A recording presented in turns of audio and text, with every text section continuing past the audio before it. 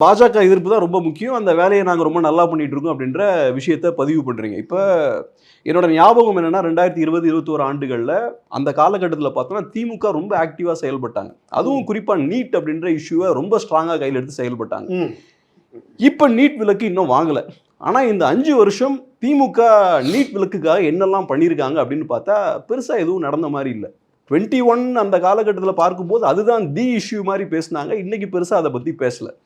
இப்பவும் பார்க்கும்போது ஜிஎஸ்டி பணம் இன்னும் வந்து சேரலன்ற விஷயங்கள் சொல்றாங்க. அஃப்கோர்ஸ் அது சொல்றது நல்லது. ஆனா அத எப்படி வாங்க போறோம்ன்றதும் இருக்கு. அதுவும் திமுக அரசோட வேல தான். ஸோ இந்த மாரி நெறைய சில சிக்கல்களும் இருக்கே. முதல்ல ஒண்ணுக்கு ரொம்ப டீப்பா சுத்தியெல்லாம் கேள்வி கேட்கணும். ஷார்ட்டாவே கேட்டுறலாம். என்னையா நீங்க தான் நீட்டுக்கு வந்தா கையெழுத்து போடுவீங்க, ரகசியம் வச்சிருக்கேன்னு சொல்லுவீங்க. இத தான் ரொம்ப பப்ளிசிட்டி பண்ணுவீங்க.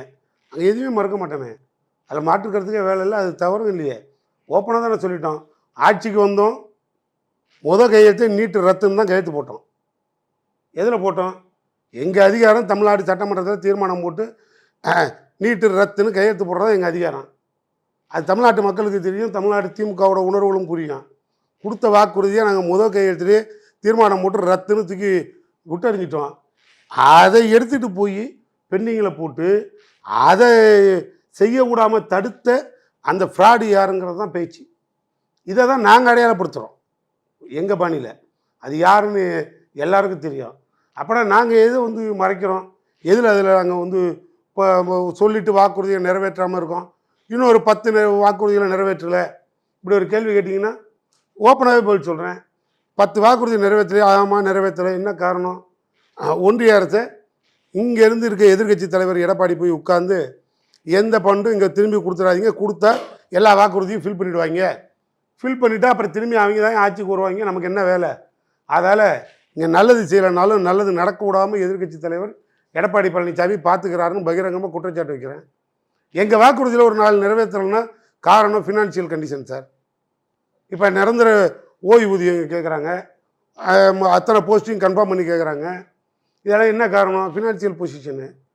நீ ஹிந்தி படித்தா நான் 2000 கோடி அனுப்புகிறேன்னு சொல்லி எங்களை மிரட்டுறாங்கன்னா, நீ 20,000 கோடி கொடுத்தா கூட படிக்க மாட்டேன்னு ஃபைலை திருப்பி கிழிச்சி எறிகிற இடத்துல கொள்கை ரீதியான சித்தாந்தத்தில் தமிழக முதல்வர் உறுதியாக இருக்கார். அப்போ நாங்கள் எதுலேயும் தமிழ்நாடு மக்கள்கிட்ட சோடை போகல. இந்த பொய்யை நீங்கள் தொடர்ந்து வந்ததுலேருந்து 2-3 இடைத்தேர்தலுக்கு முன்னாடி சொல்லிக்கிட்டே வந்தீங்க. ஒன்றும் அங்கே எடுபடலை. எல்லா தேர்தலையும் திமுக தான் ஜெயிக்குது. அப்படின்னா என்ன அர்த்தம்? மக்களுக்கு திமுக மேலே நம்பிக்கை இருக்குது. ஆள்ற முதல்வரை அவங்க முடிவு பண்ணிட்டாங்க. அடுத்தும் ஆள வேண்டிய தலைவன் இவர் தானே, அவங்க தெளிவாக இருக்காங்க. நாங்கள் அதில் வீர நடை போட்டுட்டு போயிட்டே இருக்கோம். எங்களுக்கு ஒன்றும் எந்த விதமான உள்நோக்கமும் இல்லை. இந்த ஆட்சி அதிகாரம், இந்த வெறி மோகம் இது இருக்கணுங்கிறதுக்காக எல்லாரும் ஓடிவாங்க, என்னை மட்டும் முதலமைச்சர் ஆக்கிடுங்க அப்படின்னு சொல்கிற இடத்துல நடிகர் விஜய் மாதிரி நாங்கள் ஒன்றும் நேற்று ஆரம்பித்த கம்பெனி இல்லை.